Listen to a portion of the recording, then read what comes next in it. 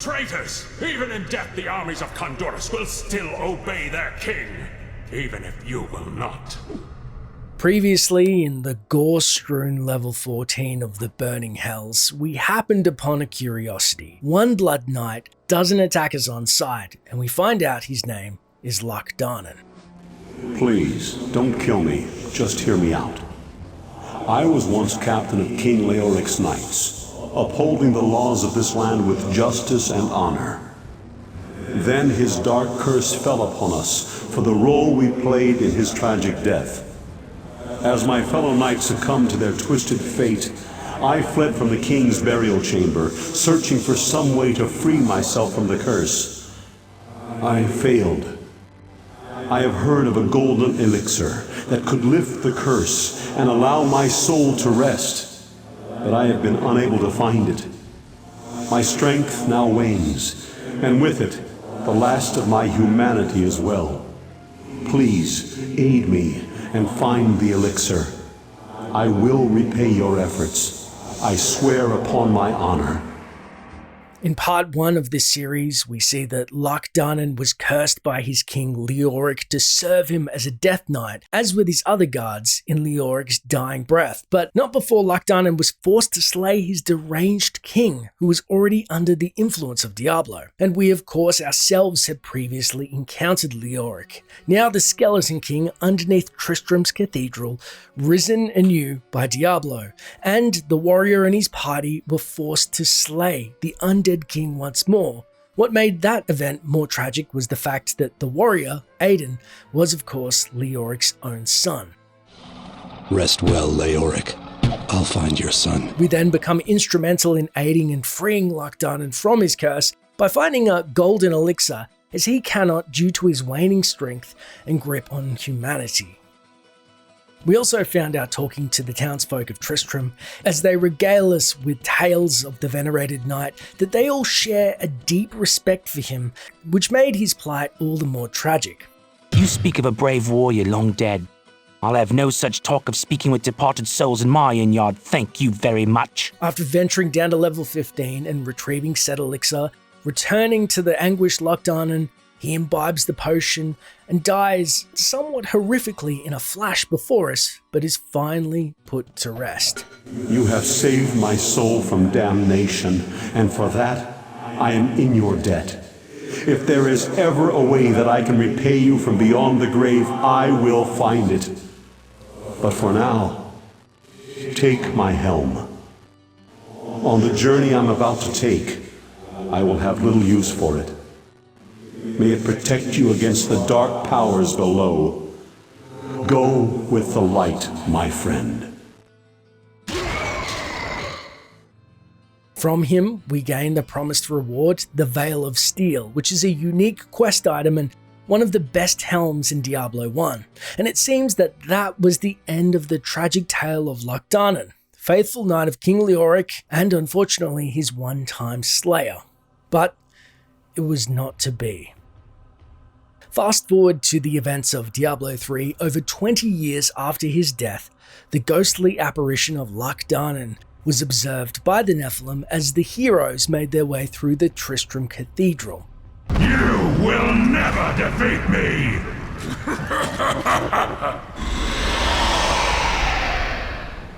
Now available are the direct journal entries of King Leoric, as madness takes him due to the insidious machinations of the treacherous Archbishop Lazarus, in which he states, "We have just arrived in Tristram, and I must say, I'm a bit dismayed. This place is a backwater filled with serfs and an ancient broken-down monastery, hardly fit for the king of Khandorus. I cannot fathom why Lazarus was so intent on this becoming our new seat of power. A fetid, pallid malaise has fallen over the manor we now call home. Young Albrecht seems to be enjoying himself in our new home, however, even with his brother Aiden off to become a warrior. Perhaps I am simply suffering from an imbalance of humors brought on by the recent change of climate. I am convinced that some malevolent being is attempting to wrest control of my thoughts away from me. Voices direct me to horrendous acts, and there are times when I seem unable to control my body. Lazarus knows. This is certain. He looks at me strangely when he thinks me otherwise disposed. Though my counsel begs me to reconsider, I will continue with the executions of those I find guilty of plotting against the kingdom. Perhaps they fear my eye will fall on them and discover their heinous, treasonous plans as well. Lazarus is the only one I can still trust. I have finally rid myself of the dark influence seeking to subdue me, and now I see things as they truly are. This conspiracy among the insolent townsfolk to weaken me by stealing Albrecht away will not stand. Perhaps the heads of their women and children on pikes will bring them clarity. As he has risen once more due to the stirring energies of the fallen star, we also get to witness flashbacks to events that occurred, such as when his ghostly apparition commits the executions, even against his own wife, as she pleads with the mad Leoric. My lord, the prisoner is ready, as you requested. Thank you, Lazarus. Your loyalty is invaluable in the midst of all these traitors. And you, my dear, my own wife and queen, conspiring against our kingdom. My love, I swear, I have never betrayed you.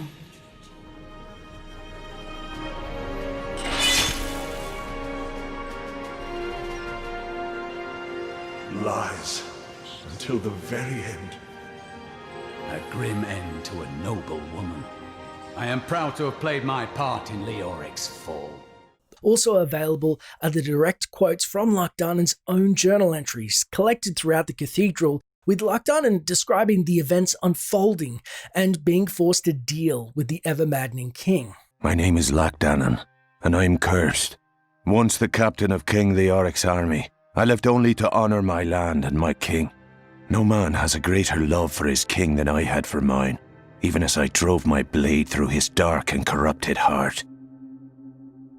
It was Lazarus, of that I am certain. He alone had the king's ear and whispered dark and evil magics into it, instilling the notion of an imminent attack by Westmarch. Afraid to speak against the archbishop, the councillors nodded their empty heads in agreement and sent us off to die. When we returned from our horrific defeat in Westmarch, my beloved king lost all pretense of sanity. He seethed with rage, spitting curses upon us as traitors. With great sorrow, I ran him through. I will forever live in anguish for my last attempt to honor my king. As we lay him to rest in his burial chamber, he manifested as a hideous skeletal demon. Gorash and my other knights were overcome at once, but I fought on. And now I wander, cursed by my once beloved king. Evil gnaws at my bones, and I cannot risk putting my beloved Tristram in danger should I fail to contain that which tears at me. I must venture down into the labyrinth to die alone. And we finally see the confrontation with Leoric played out before our very eyes. Keep your distance from him. This burden is mine to bear. May death bring peace from your madness, Leoric. Traitors! Even in death, the armies of Condorus will still obey their king, even if you will not. What a depraved tragedy to have befallen such a just man. Very few had resisted the corrupt taint of a prime evil as Locdarnan did. The other of note was of the Zakram faith, the Cahagan Khalim in Kurast, where he proved immune to the corruption of Mephisto, so Mephisto had the priesthood slay and dismember him, which eventually was Mephisto's own undoing. Now it's a grisly fate for both men, and further proof that even the just of the Diablo universe are laid bare to the evils that claim it, with the heavens not as enwrapped or involved with the faithful as their wicked counterparts, leaving them exposed and vulnerable. But what are your thoughts on Locdarnan, the tragic knight? Was it a satisfying conclusion and send-off for the loyal captain of Leoric's guard? I would love to get your take in the comments below because I know how dear this character was to Diablo 1 fans. And if you want to see any other lore videos, by all means, I'm always looking for new lore content to cover. I may even cover Khalim because I think that that's pretty gnarly that Mephisto had him flayed and then we have to collect his body parts to break the compelling orb to then confront Mephisto himself. But like I said, let me know if there are any quests you want me to cover. By all means, the YouTube comments are great, but also my social is linked on screen in case you want to have a chat. But until next time, take care, Traveler.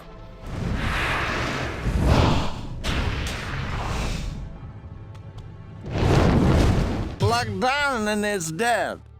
Everybody knows that, and you can't fool me into thinking any other way. You can't talk to the dead. I know.